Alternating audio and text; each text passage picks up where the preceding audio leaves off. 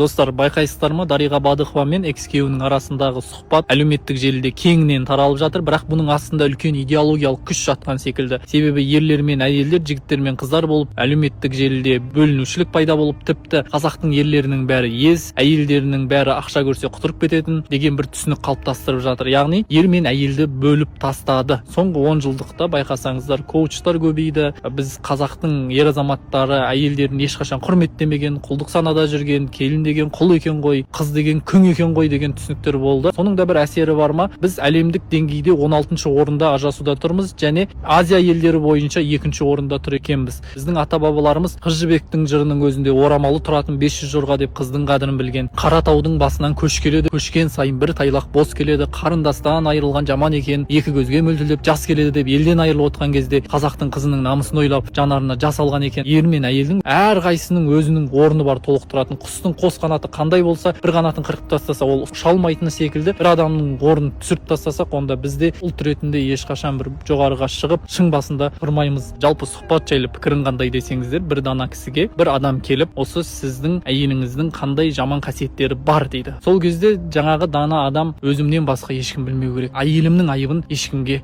ашпаймын деген екен. Біраз уақыт өткеннен кейін араларында не себеп болғаны белгісіз ажырасқан екен. Содан кейін жаңағы адам тағы да екі өкпесін қолына алып келіп, енді айтасыз ба, әйеліңіздің қандай жаман қасиеттері болды деген кезде, мен бөтен әйел туралы пікір білдірмеймін деген екен. Бұл да бір ер азаматқа тән нағыз керек қасиет деп ойлаймын. Достар, өнбейтін дауды өспейтін ел қуады. Сондықтан осы мәселеге нүктесін қойып, бұдан былай тек қана бақ өкілдеріне өтініш, жақсы жаңалықтар немесе ұлттық идеологиямызға жақсы жағынан әсер ететін ақпараттарды шығарсаңыздар екен. Әлеуметтік желіде ақпараттық соғыс болып жатыр. Сол майданда жеңіліп қалмайық, санамыз уланбасын. Есімім Бекжан Базарбек, парақшаға жазыла кет, саналы қоғамды бірге құрайық ағайын. Мына өнер адамдары, отбасы мәселелеріңізді, үйіңіздің ішінде болып жатқан проблеманы желіде талқылау не сән бұл? Ананың әйелі ондай істеп қойыпты, мынаның күйеуі мынандай істеп қойыпты, анамен анау, мынамен мынау мынандай болыпты. Ғайбат айтып, өсек айтып, халық оған астынан ғайбат жазып, қанша адамды күнәға қалдырып, халықтың миын ашытып жібердіңіздер ғой. Айналайын, әр отбасыда өзінше проблема бар. Сіздердің өмірлеріңіз кімге қызық? Бұл өнер жолында жүрген адамдар шыны керек қаншасыншы рет үйленіп, қаншасыншы рет күйеуге шықпай жатыр. Айналайындар, проблемаларыңызды өздеріңіз шешсеңіздерші. Ал мына еркектерге айтар едім, әйел адам жарайды, қисық қабырғадан жаралған, күйеуін сезімге беріліп жамандап қойыпты дей салайық. Бірақ бұл еркектер сіздерге не көрінді? Әйелдеріңізді өсек қылып жамандап.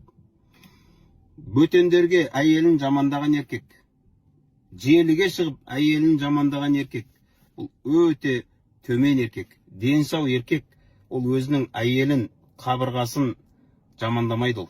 Мейлі қанша жаман болса да, қанша иттік істесе де, еркек адам, ол сонысымен еркек. Ол әйел құсап сөз таратпайды, жамандықтар айтпайды, ол проблемасын үйінде шешеді. Ал әйелін жамандайтын еркектер, олар өздері абыройсыз қалады. Өйткені сенің әйеліңнің сол қателіктерді жасауына сенің де себебің бар. Өйткені бұл әйел күйеуге шыққан кезде, бұл еркек мені қамқорына алады, бағады, қағады, киіндіреді, ішкізеді, жегізеді, мені бағалайтын болады деп, саған бағынам деп күйеуге шығады. Сол еркек өзінің әйелдің алдындағы міндеттерін дұрыс орындамағаннан кейін әйел адам қисая бастайды. Сол үшін бауырлар, егер әйелің қолдан шығып кетті ма, сен өзің осыған позволять еткенсің. Әйелдеріміз жамандамайық, өзіміз шешейік проблемаларымызды. Одан кейін ағайындар, отбасы сыры деген бар. Отбасыңыздағы сырды ешкімге жаймаңыз. Үйіңіздің ішінде шешіп үйренсеңізші. Кешегі Дархан Мұсаевтың сұхбатын көрдіңіздер ма? Дариға Бадықованың күйеуі. Жалпы мен негізі Дарханды танимын. Осы 2015, 2016, 2017 жылдар мен тойда көріп жүрген жігіт қой, жалпы сәлем түзу жүрген. Кейінгі кезде көрінбей кетіп еді Дархан. Адам назарынан кеткен іздеуде қояды ғой адам. Сөйтіп қайда жоқ болып кетті деп алдында анда-санда ойлайтын Дархан көрінбей кетті ғой деп. Енді кеше сұхбатынан көргеннен кейін Дарханның расында да соңғы жылдар қайда жүргендігі, оның өмірі қалай болғандығын мен действительно танысып, шынымды айтайын, жігіт болса да мен жүрегім ауырып кетті шынымен. Мәссаған, не деген иттік, иттік дейміз ғой, не дейміз енді бұны? Сұмдық қой. Сондықтан да енді Дәкеңе тек қана денсаулық, табыс тілейміз. Көпшіліктің алдына шығып мен күшік күйеуімін деп мойындаудың өзі ол Дархан үшін өте ауыр екенін біліп отырмын. Бірақ амал жоқ, ол сол нәрсеге барды, сол нәрсені жасады.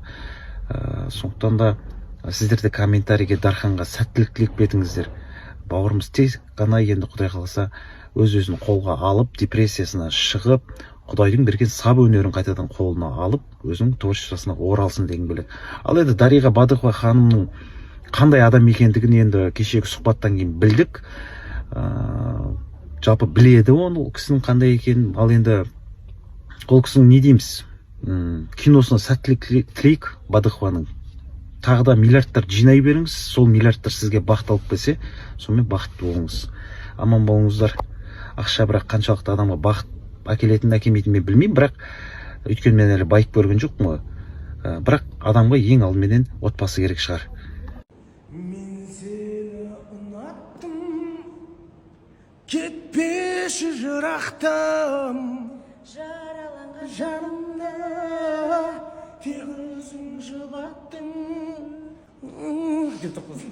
Аман жеймау.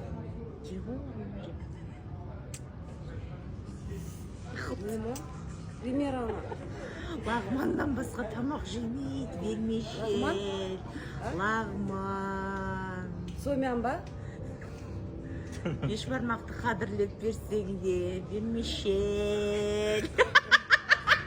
Сонда сағынасың, я? Өте қатты қадірлеп беш бармақ пісіреді ғой. Жемей. Дариға Бадықованың бывший күйеуі интервью беріпті. Зачем так позориться? Шығып, ойбай, маған ақша бермеді деп. Қалай екен?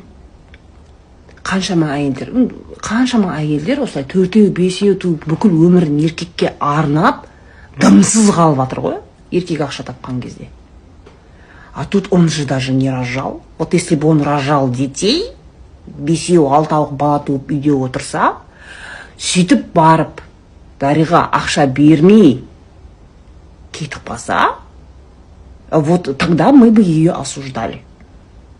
А так, простите, сама заработала, сама все сделала. О, бала қараған жоқ, бала туған жоқ. Я думаю, что она права. Она вот отомстила за всех женщин.